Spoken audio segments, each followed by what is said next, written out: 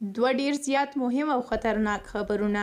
طالبانو تازه څه خطرناکه کار وکړ، څومره پیسې د څه لپاره جدا کړي دي، او بله خوا بیا په پنجشیر کې ولې 2 ماشومان وژلي دي.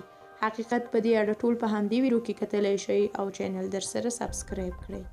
مخکې له دې چې د دې 2 ماشومانو مهم خبر در سره شریک کړم، باید دا واورئ چې د طالبانو حکومت د 1401 لمریز کال بودیجه اعلان کړه. د طالبانو د حکومت د مالیې وزارت په یو بیان کې وویل چې د 1401 مالی کال بودیجه 231 میلیارده افغانۍ ده، چې 203 میلیارده یې عادي او 1.9 میلیارده یې پراختیایي بودیجه ده.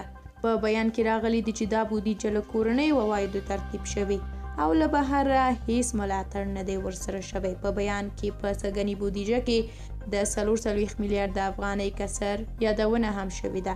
د تیر حکومت د وروستۍ بودیجې اندازه د اوسنۍ بودیجې تقریبا 2 چنده یعنې 483 میلیارده افغانۍ وه، چې 311 میلیارده یې عادي او 118 میلیارده یې پراختیایي بودیجه وه. هغه مهال د دولت د بودیجې زیاته برخه د نړیوالې ټولنې له مرستو برابرېدله. دوم خبر هم له پنجشیر څخه دا چې په پنجشیر ولایت کې د هغو 2 ماشومانو مړي موندل شوي دي چې د وژنې تورې پر طالبانو پورې شوی دی. د طالبانو امنیتي چارواکو د 3 ولسوالۍ په توندخوی سیمه کې د دې ماشومانو د مړیو موندل تایید کړي دي. د سیمې اوسیدونکي وایي دا 2 ورونه چې یو یې 14 کلن او بل یې 14 کلن و، کرزی او عین الله نومیدل، د مقاومه جبهې او طالبانو ترمنځ د تېرې اونۍ د جګړې پر مهال غره ته تښتېدلي وو، چې مړي یې د شنبې ورځ وموندل شول.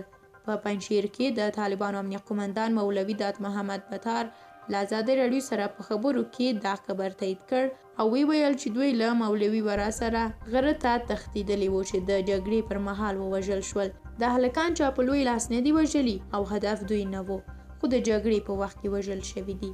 د پنجشیر ولایت په درې ولسوالۍ د طالبانو د تېرې اونۍ له برید وروسته سلګونه کورنۍ د غرونو خواته تښتېدلي او اوس هلته د سړې هوا او د خوړو د نشتوالي له ستونزو سره مخامخ دي.